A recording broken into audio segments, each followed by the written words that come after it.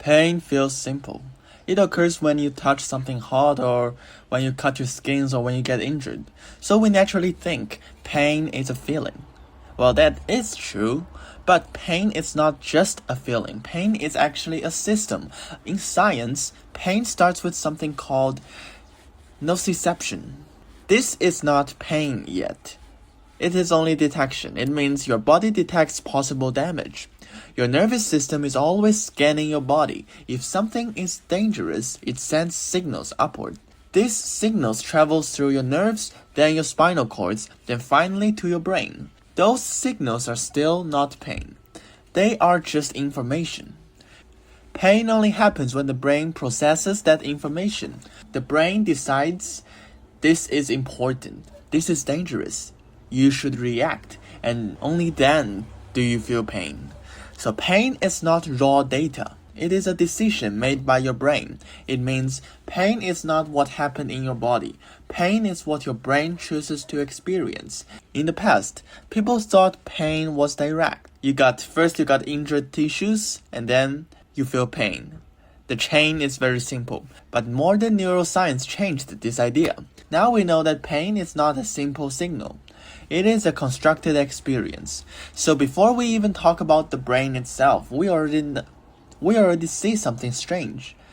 The thing we call pain is not a thing. It's a process. Now we know pain is not just a feeling. It is something your brain creates. So you might assume, if the brain creates pain, then the brain must feel pain too. But no, that's not what happened. Your brain is the control center of pain. It receives signals from all around your body. It decides what is dangerous. It creates the feeling of pain. But funny enough, the brain itself does not feel pain. Inside your brain, there are no pain sensors for the brain tissue itself. The brain can detect pain in your skin, in your muscles, in your organs, but not inside itself. To understand why, we need to look at how pain travels. Pain signals go through a system. Nerves in the body, spinal cords, brain relay area, then higher brain regions. Finally, different parts of the brain builds the experience of pain. Some important brain area help create pain experience. These areas are what turns signals into the feeling of, oh shit, this hurts. Something like that. These areas are processing pain, not experiencing their own damage directly. This leads to a key idea. The brain is not a single feeling unit. It is a system that processes information. Think of it like a computer. A computer can detect error in programs, but computer does not self-detect when it has an error. It just processes it. The brain is similar. Now comes the big question. Why would evolution design it this way? Why not just let the brain feel its own pain? The answer is actually simple. If the brain could feel its own pain directly, it could create problems. Because brain is one of the most well-detected organ of human system, and normally there is no direct damage that can be done on a human brain without breaking the skull, and the tissues that were there to protect the brain. It becomes pointless to have the brain to sense danger when the skull already does its job. So instead, evolution builds a different system. The brain detects damage indirectly, but it does not feel it as pain inside the brain itself. This is efficient. It is a system that creates pain, but it is completely silent about its own condition. So, what happens when the brain gets damaged? In most parts of your body, damage is obvious. If you cut your skin, it hurts. If you break a bone, it hurts. If you burn your hand, it hurts even more probably. Pain tells you to stop. Something is wrong, stop the current action. But inside the brain, things are different. The brain tissue itself does not have pain sensors. So if something goes wrong inside it, there is no direct pain signal. This means brain damage can happen quietly. Cells can die. Connections can break.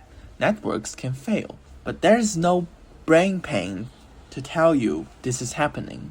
Sometimes you only notice the effect indirectly. Confusion, memory problems, change in thinking, emotional instability. But those are not pain signals. They are change in functions. A clear example is Alzheimer's disease. In this condition, the brain slowly loses memory and structure, but the person does not feel pain from the brain itself melting down. There is no internal alarm that says your brain is being destroyed. All they can feel is memory loss, and the world starts falling apart. This must be the last disease I want to die to. How scary it will be thinking that I'm 20-year-old and was ready to see the world, but then opened my eyes into a 90-year-old body, confused and terrified. Oh my god. Even in some medical situations, doctor can operate on the brain while the patient is awake. The patients may feel touch, pressure, or emotions, but not pain coming from the brain tissue itself. Now imagine something extreme. What if your memory slowly disappeared every day, but you feel no pain? There's no warning, no signals, and you would not feel your brain breaking. You would only realize it after it is already gone. This is very different from the rest of the body, because in most cases, pain protects you. But in the brain, there is no such protection signal. So we reach the final idea of this video. Pain is not designed to show truth. Pain is designed to change behaviors. And the brain does not have any way to report its own failure through pain. Which leads to one final question. No, there's no final question. That's all for today's video. Thank you very much. I'll see you on the next one.